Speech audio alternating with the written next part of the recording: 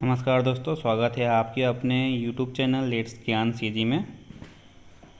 दोस्तों, आज हिंदी का प्रश्न कराया जाएगा जो शिक्षक भर्ती 2019 में आए हुए हैं।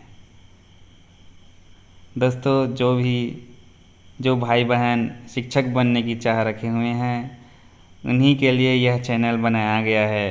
चैनल में केवल शिक्षक भर्ती से संबंधित प्रश्नों का अभ्यास कराया जाता है। जो भी नए इस चैनल में हैं कृपया इस चैनल को सब्सक्राइब अवश्य करें। चलिए प्रश्न की ओर।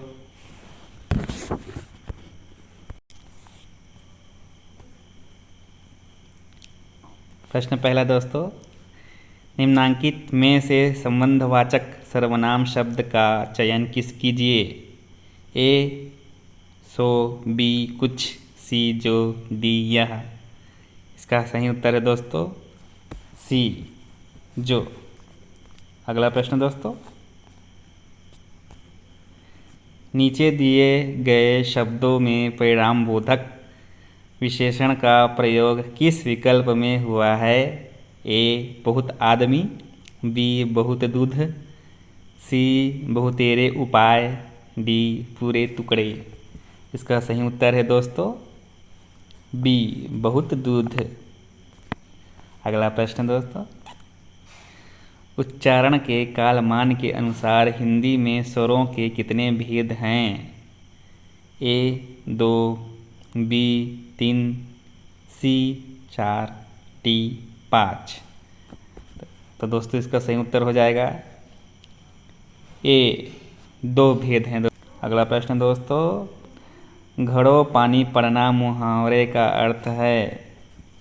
ए तुच्छ समझना, बी लज्जित होना, सी नुकसान होना, डी थकावट होना।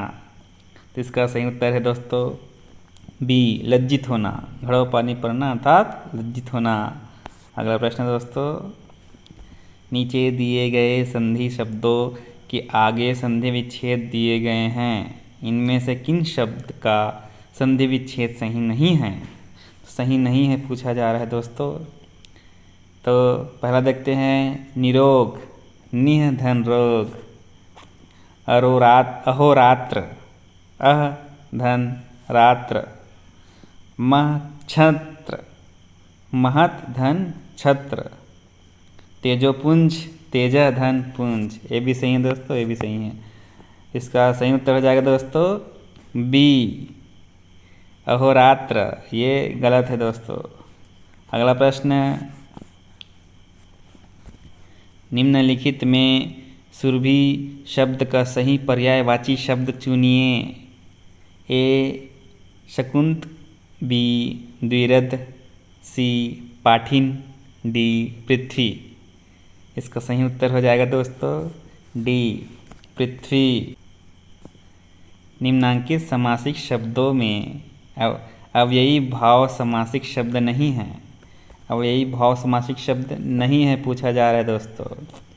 ए है पे खटके, बी यावज्जीवन, सी दस्तकारी, डी निडर। तो अव्ययी भाव समासिक शब्द नहीं है तो इसका सही उत्तर हो जाएगा दोस्तों सी दस्तकारी। अगला प्रश्न दोस्तों,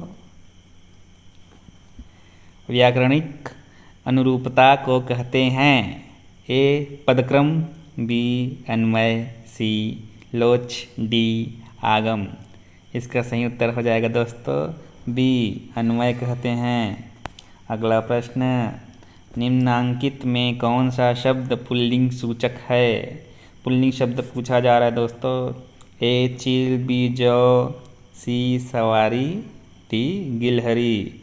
इसका सही उत्तर है दोस्तों बी जौ। ये पुल्लिंग सूचक शब्द है। अगला प्रश्न,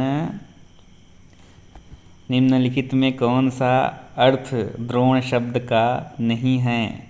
सही उत्तर आ जाएगा दोस्तों सी 2 पर्वतों के बीच की भूमि। इसको द्रोण नहीं बोलते हैं। ठीक है। अगला प्रश्न, कम मूल्य की वस्तु की सुरक्षा के लिए बहुमूल्य वस्तु को सुरक्षार्थ लगाने की क्रिया के लिए लोकोक्ति है।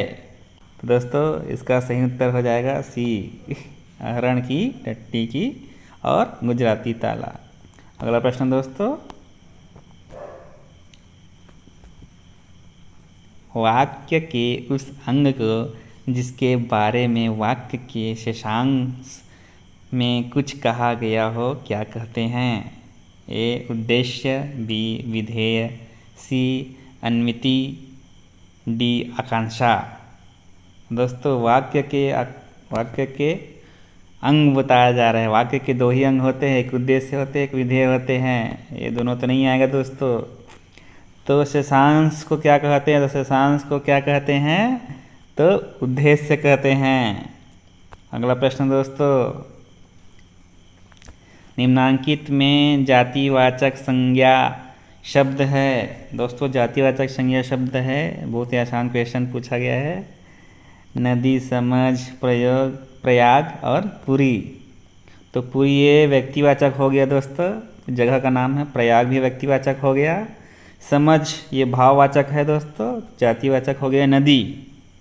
ठीक है। अगला प्रश्न दोस्तों, निम्नांकित में से किस प्रत्यय का प्रयोग एकाक्षरी धातुओं के साथ अधिक होता है? ए आहट, बी ईयल, सी वैया, डी सार। इसका सही उत्तर हो जाएगा दोस्तों सी वैया। अगला प्रश्न है, स्रोत के आधार पर दीवट शब्द किसके अंतर्गत आता है? ए तत्सम शब्द, बी तत्भव शब्द, सी विदेशी शब्द, डी संकर शब्द। तो इसका सही उत्तर हो जाएगा दोस्तों ए तत्सम शब्द। अगला प्रश्न दोस्तों, निम्नलिखित में हिंदी उपसर्ग है।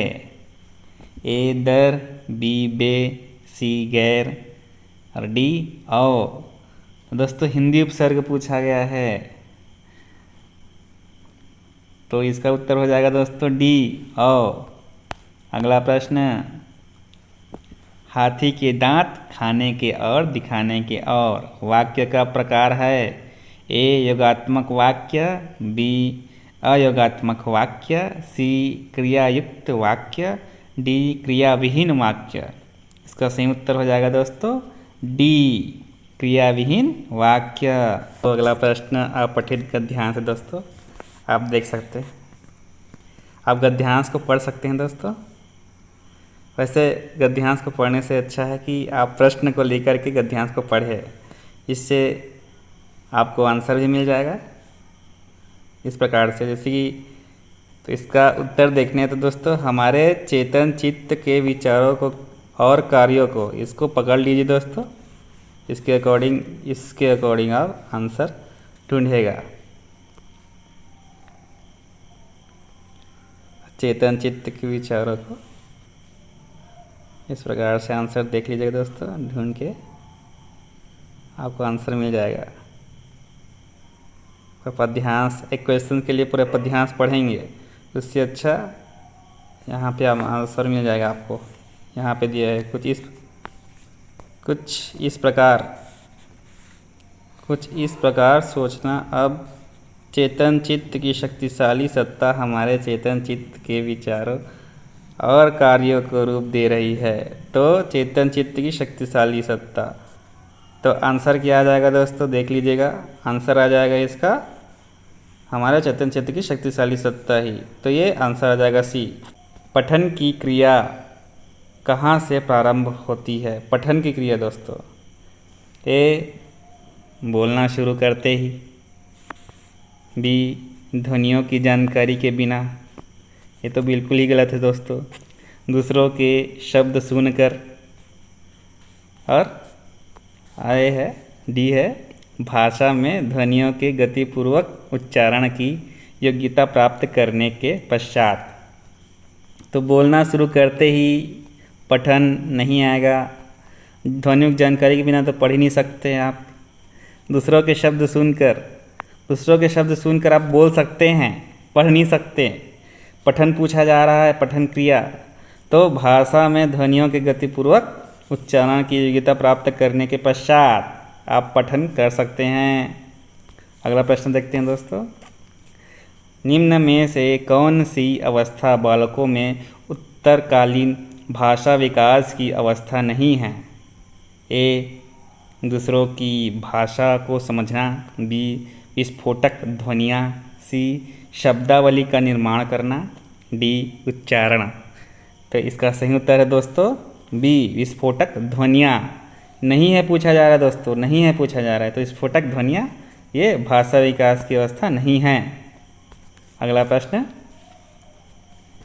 बच्चा भाषा तभी सीखता है, यहाँ पे भाषा सिखा जा रहा है ना। बच्चा भाषा तभी सीखता है, ए, जब वह सक्रिय हो, बी, जब उसमें समझ ना हो, सी, जब उसमें कोई विकार ना हो, डी, जब वह निष्क्रिय हो। तो दोस्तों बच्चा भाषा तभी सीखता है तो सक्रिय होना चाहिए, निष्क्रिय तो बिल्कुल गलत हो जाएगा। जब उसमें कोई विकार ही नहीं रहेगा तो बच्चा कैसे सीखेगा? तो आंसर आ जाएगा दोस्तों ए, जब वह सक्रिय हो। आदमी सक्रिय होता है, जिज्ञासु होता है तो सब कुछ सीख जाता है। अगला प्रश्न दोस्तों, मूल्यांकन में क्या किया जाता है? ए, बच्चों को लिखना सिखाया जाता है, बी, बच्चों को पर्यावरण की शिक्षा दी जाती है, सी, बच्चों की सफलता का सही अनुमान लगाने का प्रयत्न किया जाता है, डी, उपरोक्त में से कोई नहीं। तो दोस्तों यहाँ पे मूल्यांकन के बारे में पूछा गया है। बच्चों का मूल्यांकन किए जाते हैं, सभी शिक्षक बच्चों का मूल्यांकन करते हैं। बच्चों को लिखना सिखाया जाता है, ये तो बिल्कुल ही नहीं है। केवल लिखना सिखाने का मूल्यांकन तो होगा ही नहीं। बच्चों को पर्यावरण की शिक्षा, उनकी मूल्यांकन करना है, शिक्षा नहीं पूछा जा रहा है। उपरोक्त में से कोई नहीं, ये भी नहीं होगा, तो उत्तर आ जाएगा दोस्तों सी, भाषा सीखने के प्रवृत्ति रूप में स्वाभाविक क्रम होता है। स्वाभाविक क्रम पूछा जाता है हमेशा। बहुत अच्छी क्वेश्चन है दोस्तों। सभी एग्जाम में, शिक्षक संबंधित, टेट संबंधित सभी एग्जाम में ये प्रश्न आते हैं। हिंदी लैंग्वेज में या इंग्लिश लैंग्वेज में प्रश्न देखा जाता है।